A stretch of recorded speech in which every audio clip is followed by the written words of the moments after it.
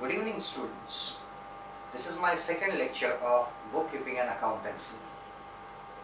Here today I am going to introduce partnership final accounts.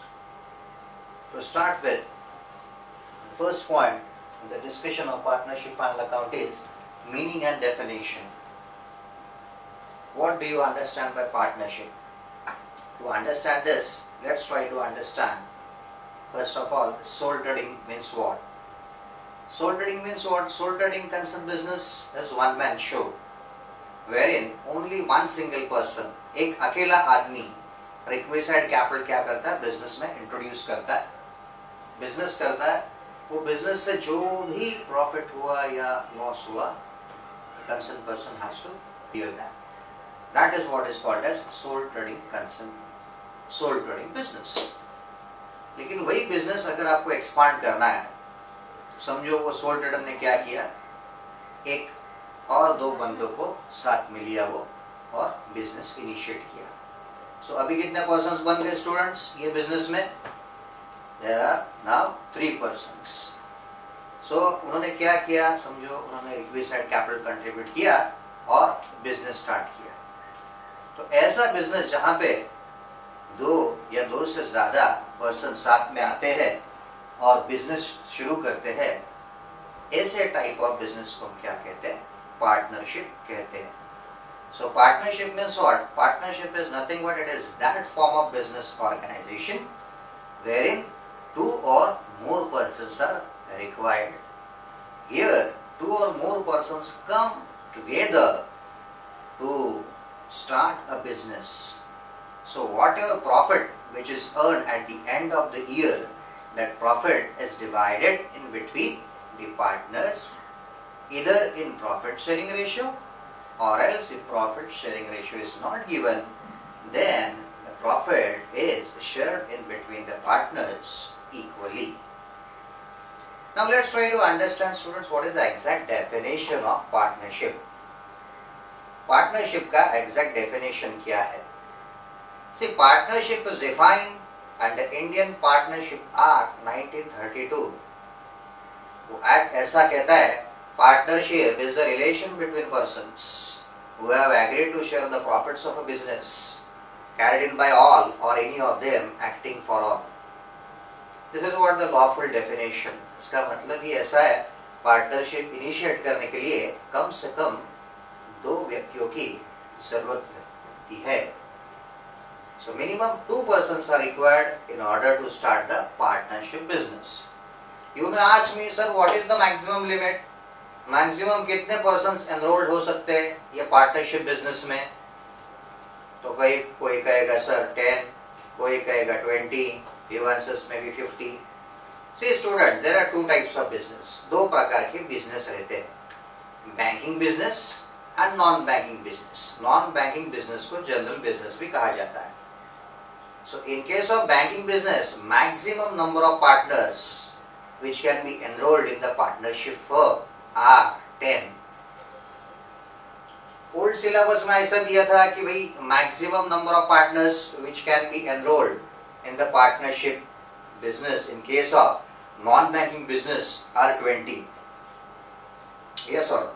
As per the recent modification, notification, the maximum number of partners which can be enrolled in case of non-banking business are 50. माने अगर partnership firm अगर non-banking business कर रहा है तो maximum number of partners कितने होने चाहिए? 50 होने चाहिए. ठीक है, तो ये था definition meaning of partnership. Partnership का exact meaning क्या है, definition क्या है, वो हम समझें. My next point for the discussion is partnership deed. Now students, partnership deed means what? Deed means what? It is a written agreement. So partnership deed is nothing but it is a written agreement which takes place in between the partners. Partners, let us suppose in a partnership there are 3 partners, A, B and C. तो भाई partnership business start करने के लिए शुरुआत में जो initial investment की जाती है पार्टनर से, उसे हम क्या कहते हैं students? Yes, that initial investment we call it as capital.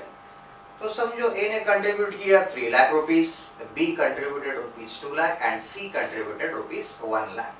So these are what the contributions made by the partners A, B and C respectively. A contributed 3 lakhs, B contributed rupees 2 lakhs and C contributed rupees 1 lakh. Yes or no? So this is what their capital contribution. So whatever capital contribution is there, it will be written in the partnership deed. The ratio in which the partners they are going to share the profits and losses, that particular ratio will be given in the partnership deed.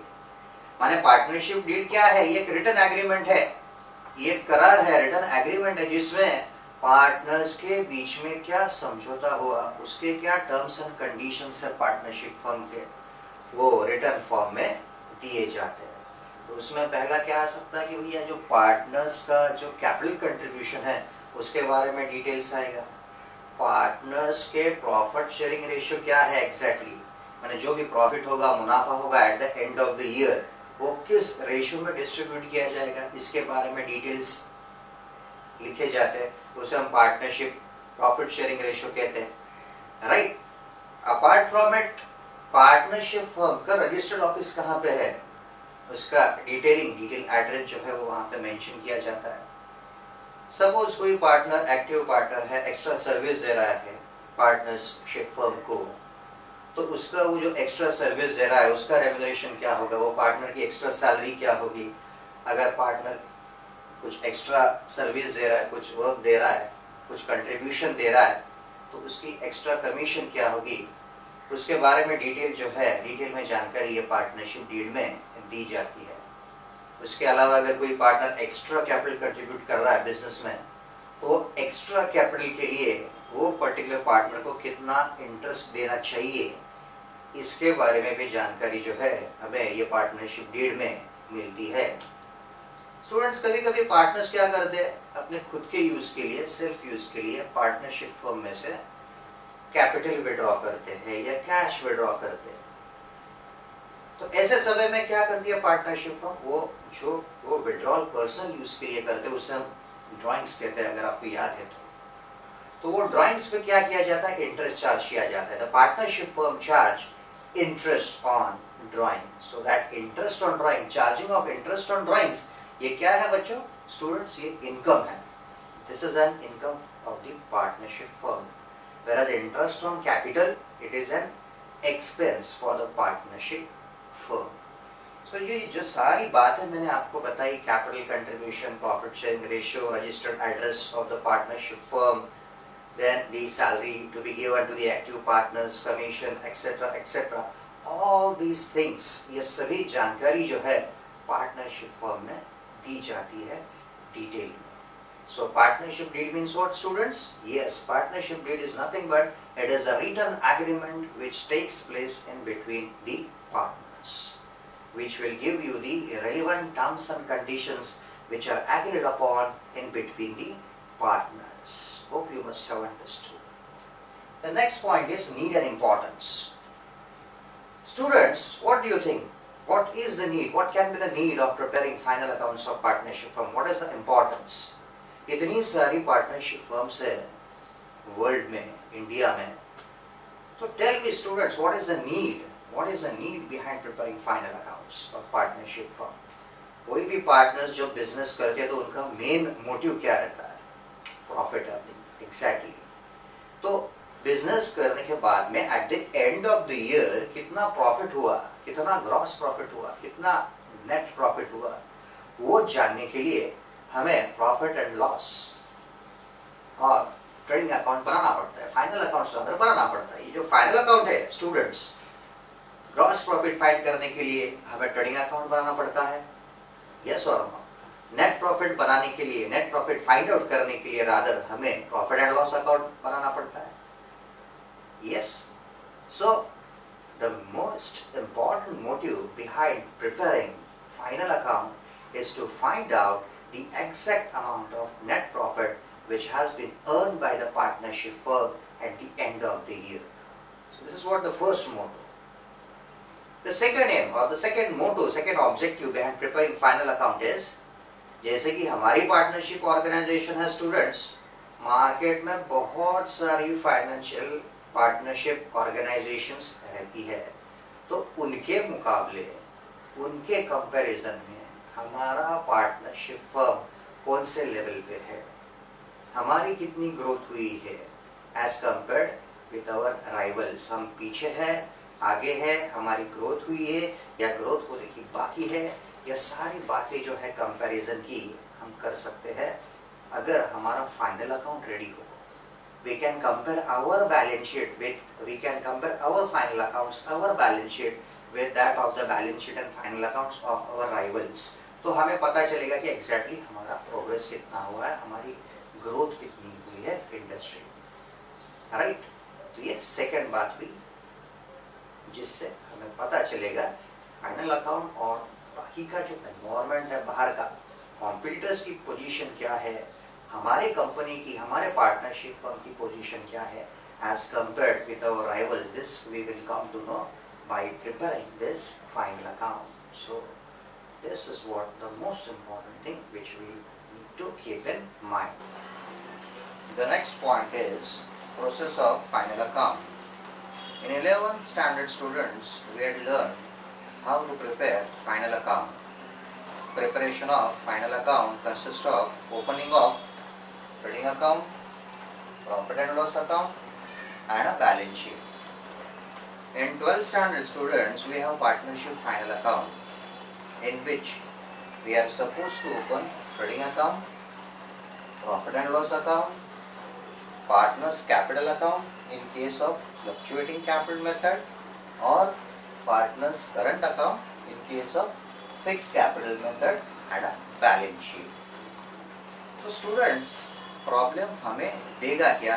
First of all let us try to understand that. Problem हमें trial balance देगा और उसके साथ कुछ adjustments दी जाएंगी। तो solution में हमें क्या करना है? We have to prepare trading account, profit and loss account, partners capital account and balance sheet. Now what is trading account? Let us try to understand it in detail. See, all these accounts we have to prepare in T form. Trading account, left hand side we call it as debit side and right hand side we call it as credit side. What is the presentation? What is T form? Particulars, inner, outer, particulars, inner, outer. That is particulars और amount के लिए दो column debit side में होगा, credit side में particulars और amount के लिए दो column. Right students? So in trading account on the debit side we are supposed to record all types of direct expenses or factory related expenses, and on the credit side of trading account we are supposed to record sales, that is all types of direct incomes. Yes students, so debit side में आता क्या है trading account के वो समझेंगे। trading account के debit side में first item is always opening stock. After that we are supposed to record purchases. Purchase में से हमें क्या subtract करना है students? We are supposed to subtract purchase return from it. Right students, to get net purchases. After that we are supposed to record all types of direct expenses like wages, factory power and fuel, factory rent, factory electricity, carriage inward, etc. So all types of direct expenses, that is factory related expenses, we are supposed to record in trading account on the debit side. Trading account के credit side में हम क्या record करते हैं students? First item is always sales. Sales में से आपको sales return minus करना है. After that we have to record closing stock on credit side of trading account. After recording all types of direct expenses and direct income in trading account, हमें क्या करना है students? We are supposed to balance trading account. Let us suppose balancing करना मतलब क्या करना students? Balancing करना मतलब total लेना। Let us suppose credit side का trading account का total आपका 70,000 आया और debit side का total आया 60,000. So in this case, what you are supposed to do students? जो ग्रेटर टोटल है वो दोनों साइड लिखना है। We will be writing 70,000 on both the sides, debit as well as credit side amount column, that is in outer column. 70,000 लिखने के बाद में डेबिट साइड का जो अमाउंट है 60,000 वो आपको 70,000 में से सब्ट्रैक्ट करना है। On सब्ट्रैक्टिंग 60,000 फ्रॉम 70,000 हमें बैलेंसिंग फिगर मिलेगा डेबिट साइड में जो रिप्रेजेंट करेगा gross profit. Yes, so whatever balancing figure which we get on the debit side, that particular balancing figure we call it as gross profit.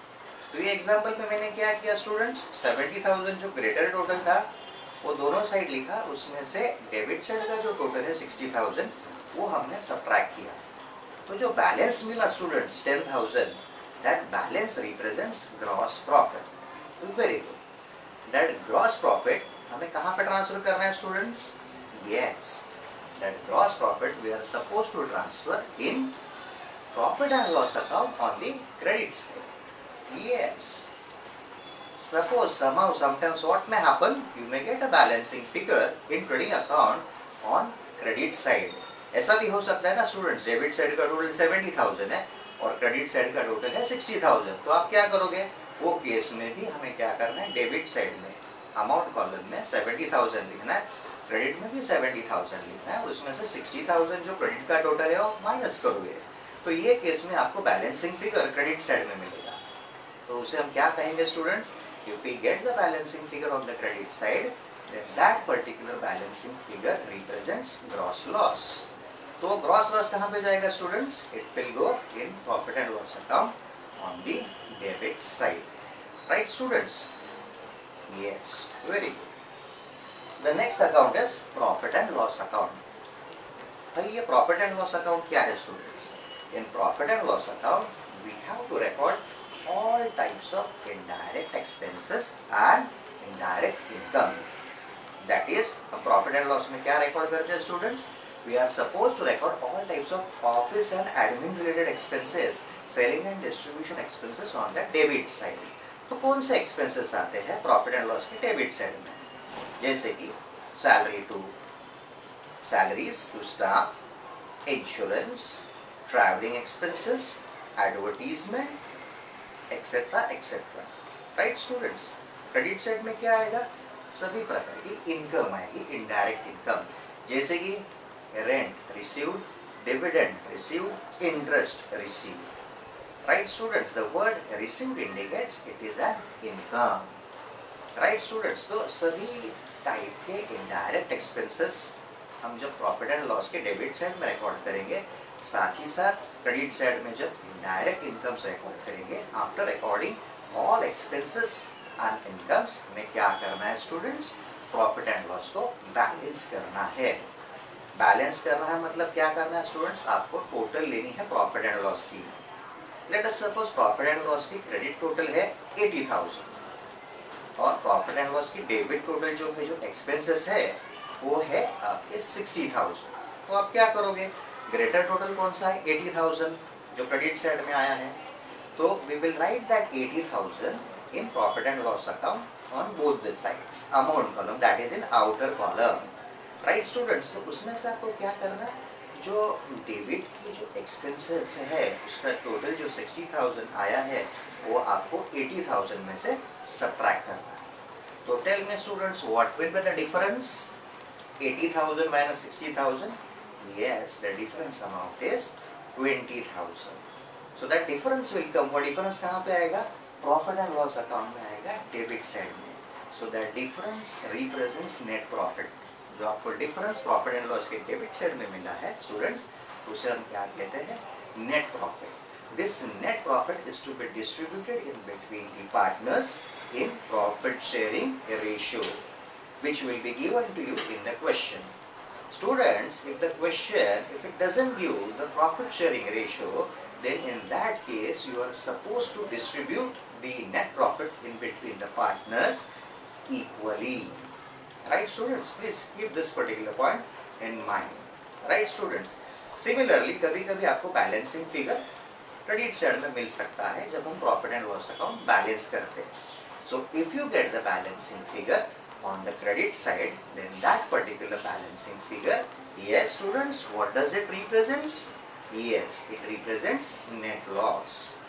तो whatever may be the case, net profit आया तो वो कहाँ पर transfer करना है आपको students? yes, partners capital के क्रेडिट साइड में.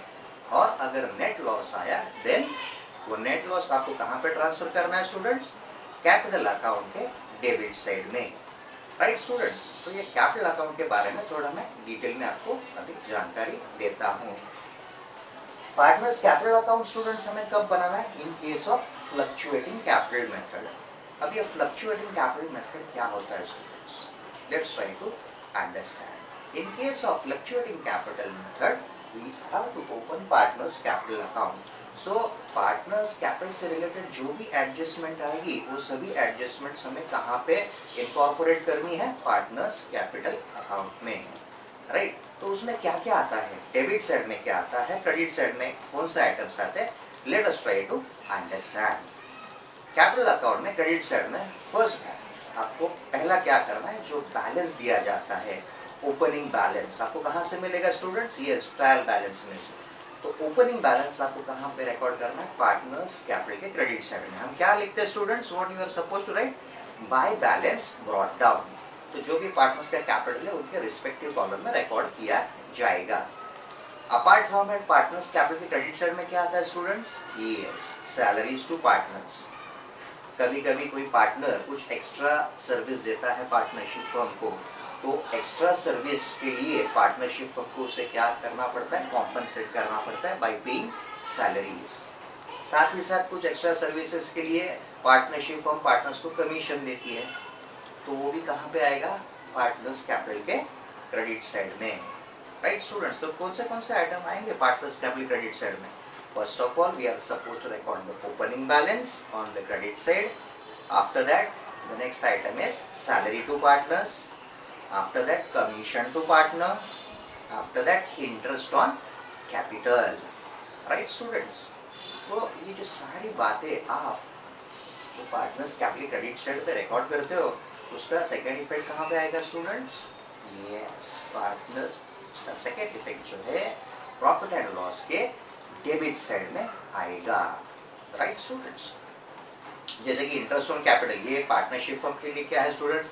एक्सपेंस है। सैलरी टू पार्टनर, ये भी एक्सपेंस ही हुआ ना। कमीशन टू पार्टनर, ये भी एक्सपेंस हुआ। No doubt it is an income for the partners, that's why we are recording it in capital account of the credit side. But the same income of partners it will be expense for the partnership firm. इसके लिए वो सारी बातें जो है जो partners capital के credit side में रिकॉर्ड की जाती है, उसका सेकेंड इफेक्ट कहाँ पे आता है students? Yes, profit and loss के डेबिट साइड में। Very good.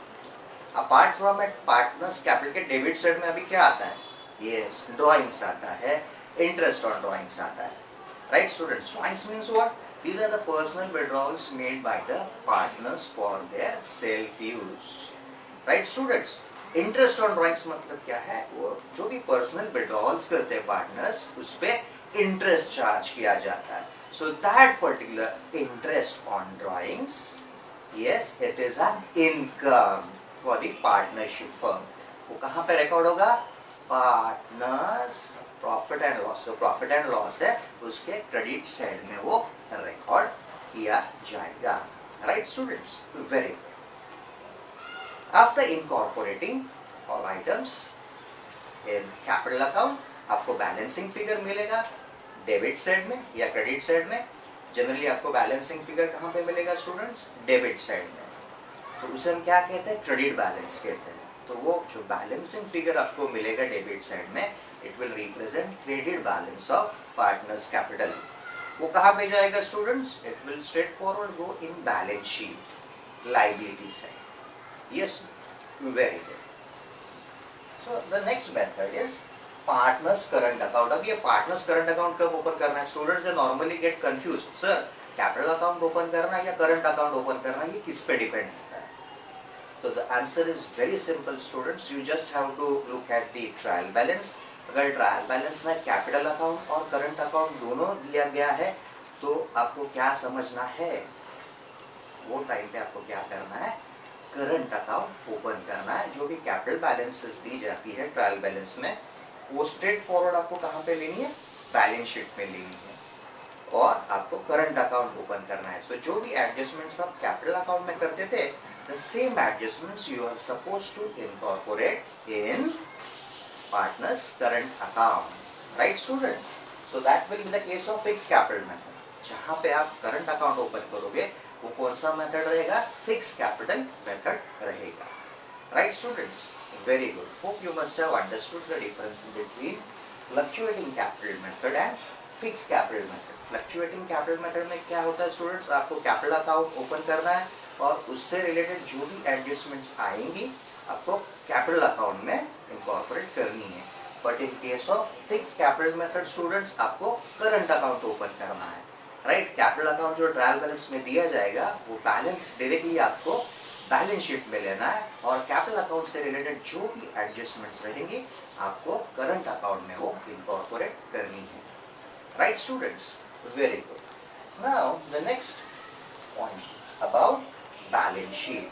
Students, what is the meaning of balance sheet? Balance sheet is, first of all, it is not an account. It is a statement. Yes, it is a part of final account. After preparing trading account, profit and loss account and capital account, we are supposed to open balance sheet. अब balance sheet क्या है? ये हमने 11th standard में पढ़ा है. It consists of two sides. The left hand side we call it as liability side and right hand side we call it as asset side. Very good. तो library side में क्या आएगा students? Capital account आएगा. जो final balances आप निकालोगे capital account को balance करने के बाद में it will appear in balance sheet on which side? Library side. Apart from it, इसके अलावा सभी प्रकार की लाइब्रेरीज आएंगी जैसे कि बिल पेबल है, क्रेडिटर्स है, आउटस्टैंडिंग एक्सपेंसेस है. Yes no students, all these types of libraries will come in balance sheet liability side. On the asset side of balance sheet, we have to record all types of assets, fixed assets as well as current assets. तो fixed assets में आता है क्या students? Land and building, plant and machinery, furniture, all these assets we are supposed to record in balance sheet asset side. Right students? Apart from it, अलग अलग current assets रहते हैं वो भी आपको record करने, जैसे कि debtors है, bill receivable है, prepaid expenses है, closing stock है. Yes or no? So this is how these assets appear in the balance sheet asset side. Right students? So after recording, after incorporating all the adjustments in final account, we need to close this balance sheet. Balance sheet close करना पड़ता है हमें. After closing the balance sheet, हम क्या करते हैं? Balance sheet के asset side की टोटल लेते हैं और लाइबिलिटी साइड की टोटल लेते हैं. दोनों टोटल अगर मैच हुई तो हम ऐसा समझते हैं कि भाई हमारा प्रॉब्लम क्या है? राइट है. Yes no students? So balance sheet has to be tally after incorporating all the adjustments. Right students? Very good. Now see students, my next point is common adjustments. 11th standard में हमने final account सीखा. उसमें जो adjustments थी same adjustments are there in 12th standard also. Now which are the common adjustments which are there in 12th standard? Let's try to understand. The first adjustment is closing stock. See students, मुझे पहली बात तो ये कहने की हर एक adjustment को दो इफेक्ट रहता है. Each and every adjustment has got two effects, right? So closing stock. Closing stock, it will be given to you in the adjustment. Problem may give you the cost price as well as the market price of the closing stock. So which value you will record students? Tell me, come on fast. Very good. The value which is less, that particular value you will be recording. See, the problem gives us the cost price of the closing stock is 40,000 and the market price is 50,000. So which value you will be recording students? Whichever is less. So the lesser value is 40,000 which we are supposed to record. Right students? So what are the effects? Come on, tell me fast. First effect is we have to record the closing stock in trading account on the credit side. Trading account के credit side में आपको लिखना है by closing stock. ये पहला effect आएगा. और दूसरा इफेक्ट कहाँ पे जाएगा स्टूडेंट्स? Yes, very good. दूसरा इफेक्ट आपका जाएगा बैलेंस शीट के असेट साइड में. Very good, nice.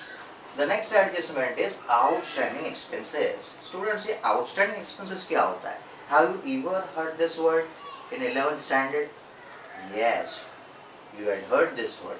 Outstanding expenses are those expenses which are due but the business organization has not yet paid those expenses.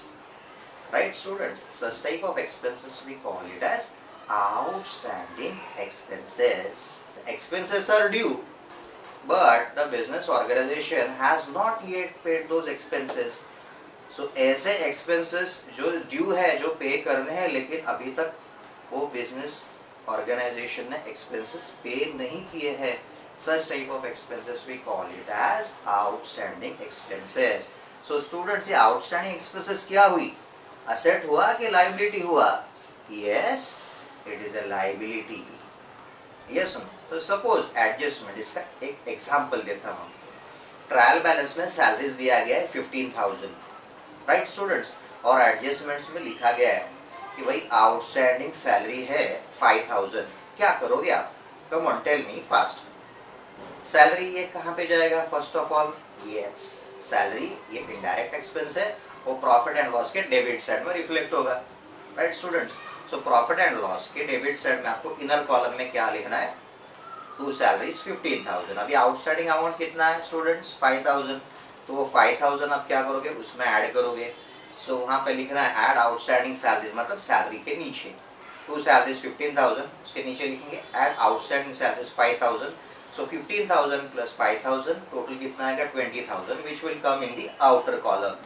So this is what the first effect which we have given in profit and loss account debit side. Student, second effect कहाँ पे जाएगा? 20,000 का जाएगा या 5,000 का जाएगा, और कहाँ पे जाएगा? Yes students, second effect, very good, it will go in balance sheet. Balance sheet liability side जाना है, वहां पे आपको लिखना है आउटस्टैंडिंग सैलरीज, और अमाउंट कितना आएगा students? Yes, the outstanding amount will come, that is ₹5,000.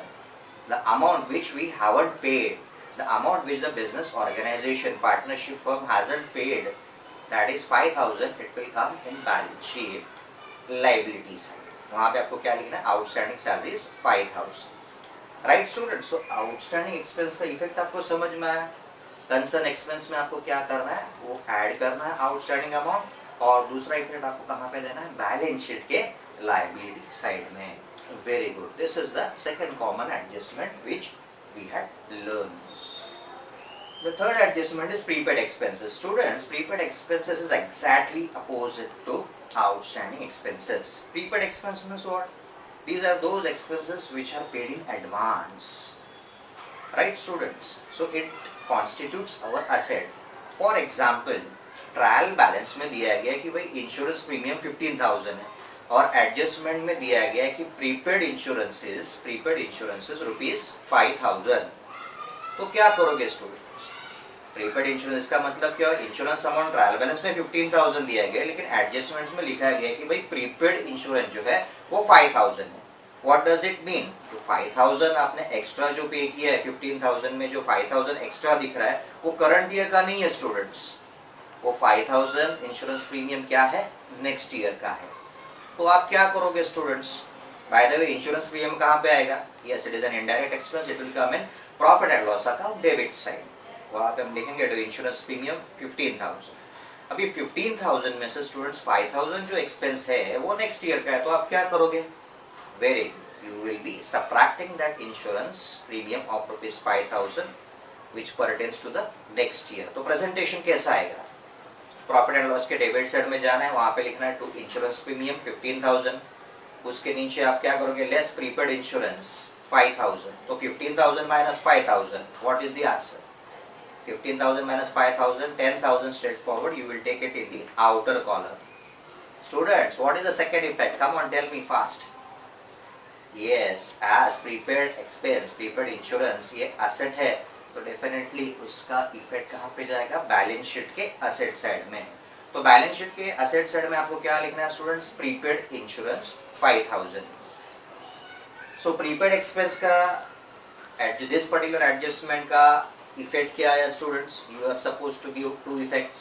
First effect क्या आएगा? आपको वो कंसर्न एक्सपेंस में से माइनस करना है जो भी प्रीपेड एक्सपेंस का अमाउंट है वो, और दूसरा इफेक्ट कहाँ पे आएगा? बैलेंस शीट के एसेट साइड में आएगा. Very good, nice.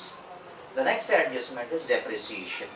Depreciation means what students? Depreciation is nothing but means wear and tear in the value of asset due to its use. Whenever we use any fixed assets over a long period of time, its value gets reduced. and the amount by which its value gets reduced is called as depreciation. Right students, say for example आपने एक plant and machinery purchase किया, उसका cost है 1 lakh rupees. Right students, we use that particular machinery say for 10 years. So after using this particular machinery for 10 years, tell me students, उसका value 1 lakh rupees ही रहेगा कि वो कुछ कम होगा या बढ़ेगा? Yes, the answer is very simple. Its value will get reduced. उसका value जो है वो क्या हो जाएगा? Reduce हो जाएगा. क्यों? क्योंकि हमने ये जो मशीनरी है n number of years, 10 years हमने क्या की है?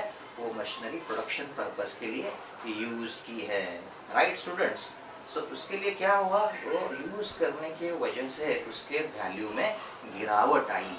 तो जिस अमाउंट से उस वैल्यू, वो मशीनरी के वैल्यू में गिरावट आती है, वो वैल्यू को ही हम क्या कहते हैं स्टूडेंट्स? डेप्रिसिएशन कहते हैं. Right students? तो इसका इफेक्ट क्या है वो समझेंगे. Let us suppose plant and machinery का वैल्यू दिया गया ट्रायल बैलेंस में 1 लाख. Right students? और एडजस्टमेंट में दिया गया कि depreciate plant and machinery by 10%. तो what you will do students? Very simple. First of all let me tell you 10%, किसी भी अमाउंट का, किसी भी फिगर का 10% कैसा निकालना? You just have to divide 1 0 of that particular amount. Right students? So plant and machinery पहली बात तो आप कहाँ पे रिकॉर्ड करोगे? बैलेंस शीट में रिकॉर्ड करोगे, असेट साइड में. So plant and machinery right 1 lakh. Right, less depreciation at the rate of 10%. आपको डेप्रिसिएशन सब्ट्रैक्ट करना है. सो 1 लाख का 10% कितना आता है students? Yes 10,000. So 1 lakh minus 10,000, straight forward outer column में कितना जाएगा? 90,000 जाएगा. Right students? तो सेकेंड इफेक्ट कहाँ पे आएगा इसका? Yes, the second effect of depreciation it will come in profit and loss account debit side. Profit and loss के डेबिट साइड में आपको क्या लिखना है? To depreciation on plant and machinery. Right students? Amount कितना आएगा? 10,000 आएगा. तो डेप्रिसिएशन का क्या इफेक्ट है स्टूडेंट्स? फर्स्ट इफेक्ट क्या आएगा? कंसर्न एसेट में से आपको क्या करना है? डेप्रिसिएशन अमाउंट लेस करना है. और दूसरा इफेक्ट कहाँ पे आएगा? प्रॉफिट एंड लॉस के डेबिट साइड में आएगा. Right students? Hope you must have understood this particular adjustment. The next adjustment is bad debts, RDD. ये बैड डेट्स क्या होता है? देखिए, बिजनेस ऑर्गेनाइजेशंस क्या करती है? कस्टमर्स को माल बेचती है, गुड्स बेचते.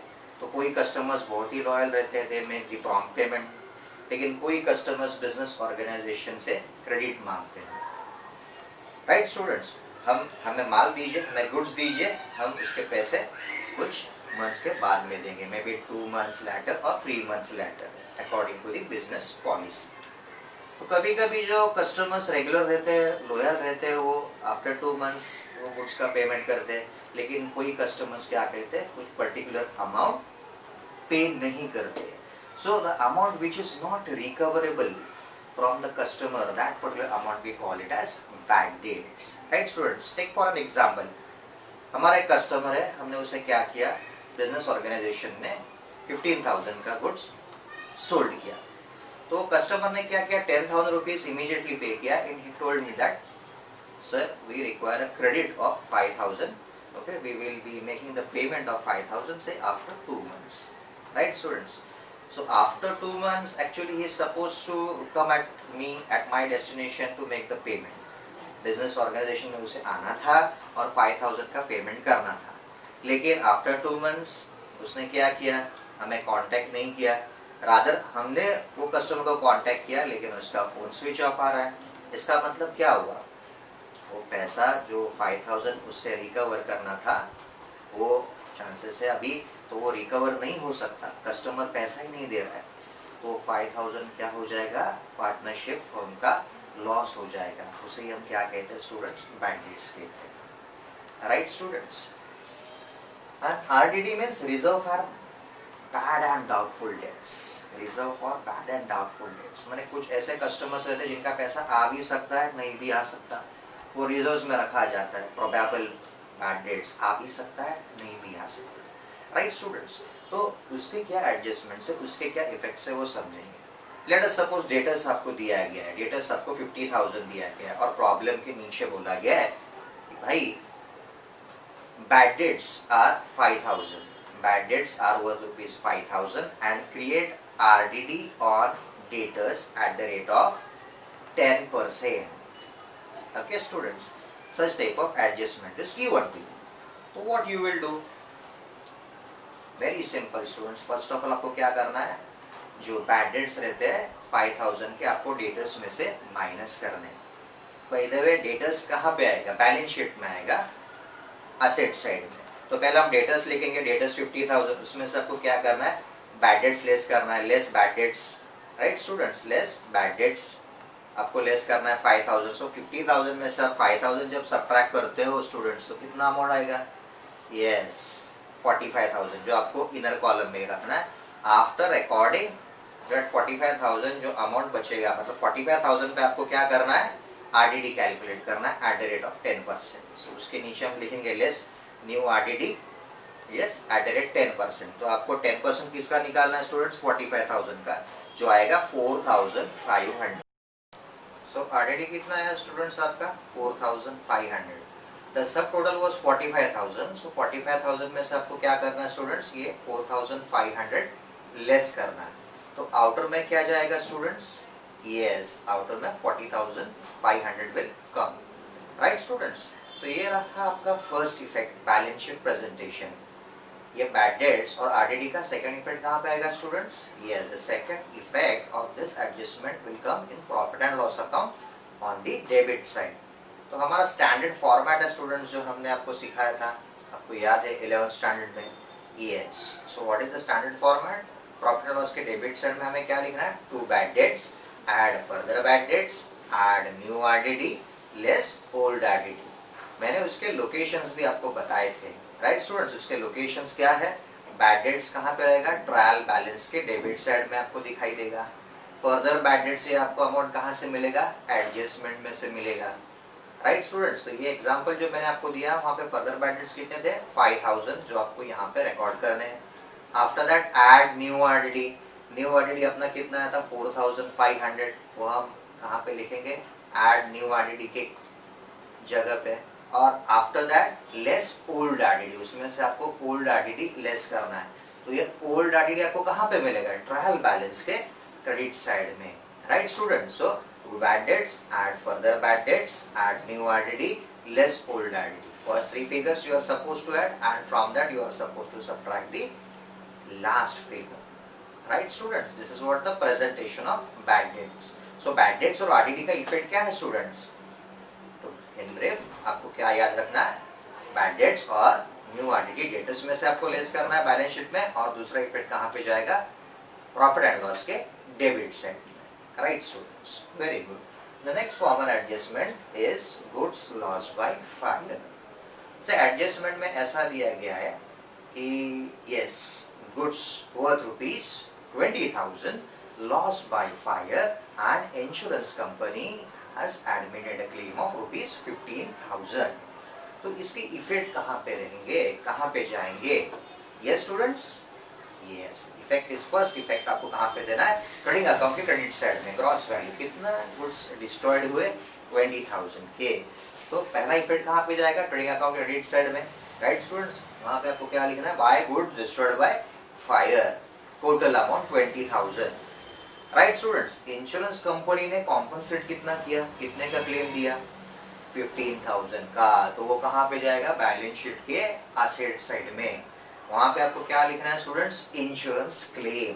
असेट साइड में लिखना है 15,000. स्टूडेंट्स हमारा नेट लॉस कितना हुआ? यस ग्रॉस वैल्यू 20,000 था, उसके सामने इंश्योरेंस कंपनी ने हमें 15,000 का क्लेम दिया. तो हमारा लॉस कितना हुआ? Our net loss is 5,000. तो कहाँ पे जाएगा स्टूडेंट्स? लॉस हम कहाँ पे बताएंगे? यस प्रॉफिट एंड लॉस के डेबिट साइड में. वहां पे आपको लिखना है to goods loss by fire, amount will be 5,000. तो ये पर्टिकुलर एडजस्टमेंट के कितने इफेक्ट आएंगे students? This is the unique adjustment which has 3 effects. पहला इफेक्ट कहाँ पे जाएगा? ट्रेडिंग अकाउंट के क्रेडिट साइड में. वहां पे आपको लिखना है by goods destroyed by fire 20,000.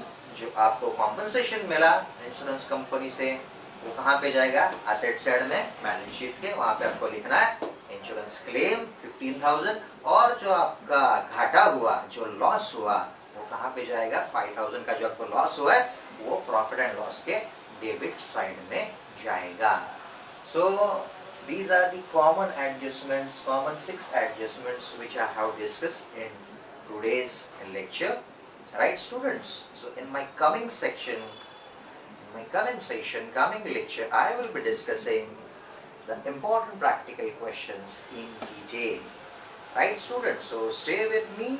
Please do like, share and subscribe to my channel. Thank you.